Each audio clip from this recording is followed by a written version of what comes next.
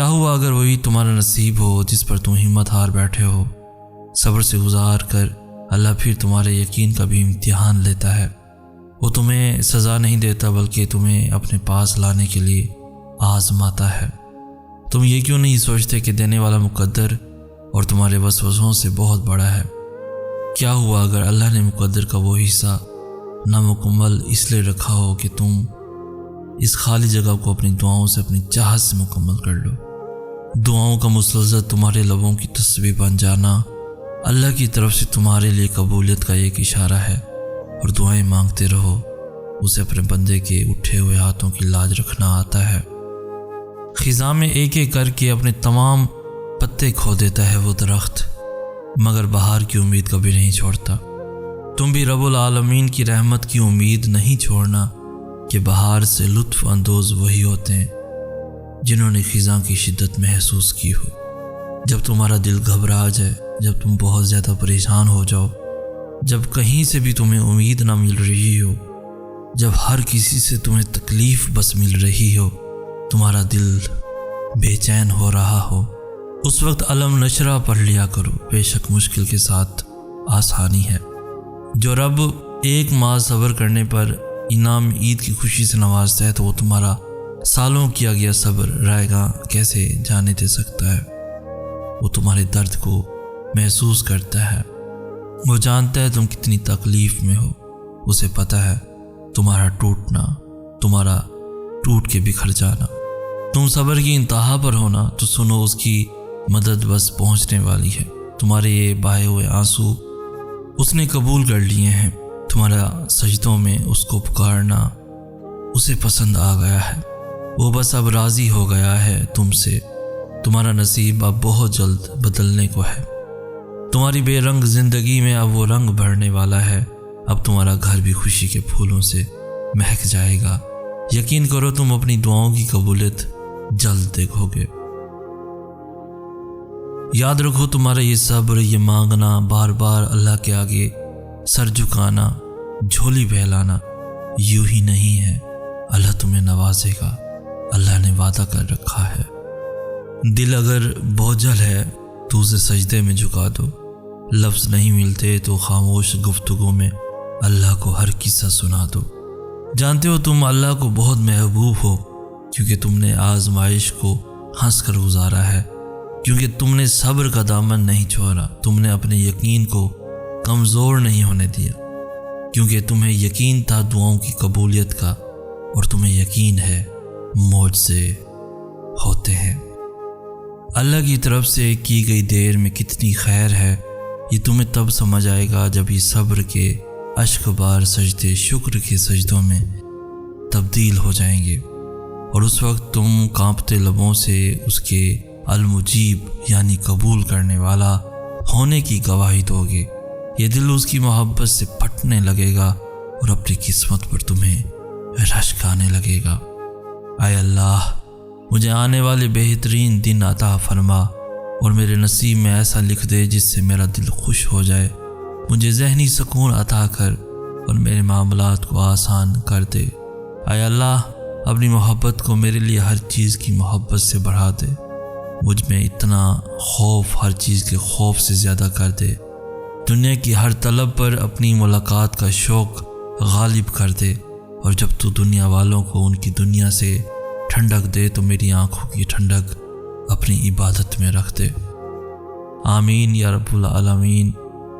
حضرت امام علی علیہ السلام فرماتے ہیں، بے فکر ہو جاؤ، اللہ پاک مخلص دلوں کے ساتھ کبھی ناانصافی نہیں کرتا۔ ہر تکلیف اذیت نہیں ہوتی، کچھ تکلیفیں ایسی بھی ہوتی ہیں جو انسان کو بہت صابر بنا دیتی ہیں، اور صبر کرنے والے لوگ اللہ کو بہت پسند ہوتے ہیں۔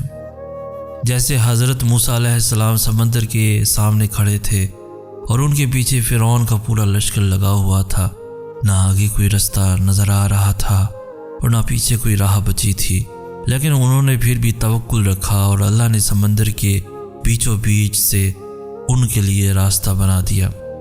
موسیٰ علیہ السلام نے اس وقت اس راہ پر بھروسہ رکھا جو انہیں نظر نہیں آ رہی تھی، کیونکہ انہیں وہ راہ بنانے والے پر یقین تھا کہ راہیں بنانے والا لازمی موسیٰ علیہ السلام کے لیے اپنی اندیکھی مدد بھیجے گا۔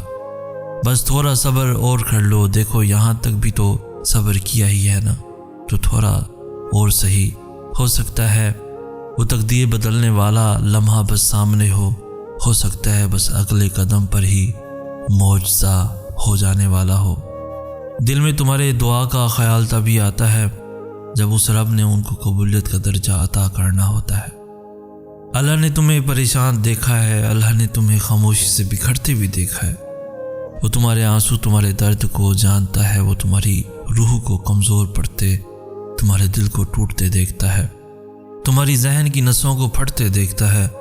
آج ہمت کرو وہ باتیں سن کر جو تمہیں تکلیف دے رہی ہیں، جلد سب ٹھیک ہوگا، تم بس صبر رکھو، اللہ نے سب دیکھ رکھا ہے۔ ایک میری محبت ہے، ایک اللہ کی محبت ہے، اور اس کی محبت ہر شے پر بھاری ہے۔ میں اس کی عبادت کرتا ہوں، یہ میری محبت ہے۔ وہ عبادت کی توفیق دیتا ہے، یہ اس کی محبت ہے۔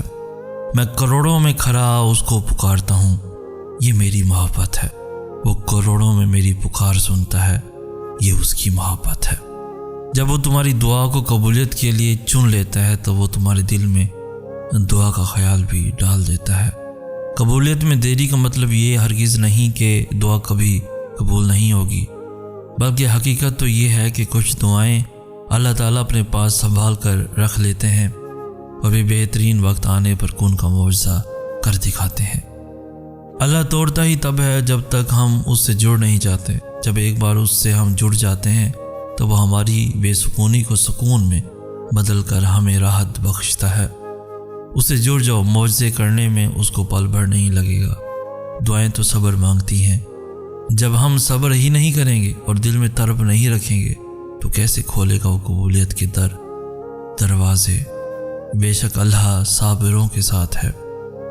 یقیناً وہ وقت بہت ہی قریب ہے کہ جب تمہارا رب تمہیں خوش کرنے میں کوئی کسر نہیں چھوڑے گا، بالکل ویسے ہی جیسے کہ تم نے اس کی رضا کے لیے اپنی خواہشات کو قربان کرتے ہوئے اپنے صبر سے اسے راضی کرنے میں کوئی کسر نہیں چھوڑی۔ تمہاری دعائیں سنی جا چکی ہیں، تمہارے صبر کا صلہ لکھا جا چکا ہے۔ اب تمہیں تمہارے یقین کے معجزے دکھائے جائیں گے تاکہ تم جان سکو کہ مخلص دل اختتام میں ہمیشہ جیت جاتا ہے اور تقدیریں اللہ کے ایک اشارے پہ بدل جایا کرتی ہیں۔ دعاؤں سے تقدیر کے رخ موڑ دیے جاتے ہیں۔ تم خالی ہاتھ کبھی نہیں لوٹائے جاتے، بلکہ تمہاری طرف اور تمہارا یقین تمہیں کون کی منزل تک لے کے جاتا ہے، ایسی منزل جہاں صرف معجزے ہوتے ہیں۔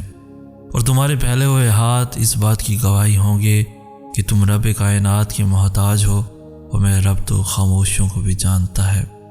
وہ تو ان دروازوں کو بھی کھول دیتا ہے جن پر تم دستک نہیں دیتے، پھر وہ ان دروازوں کو کیوں نہیں کھولے گا جن پر تمہارے مسلسل دستک کے نشان ہیں۔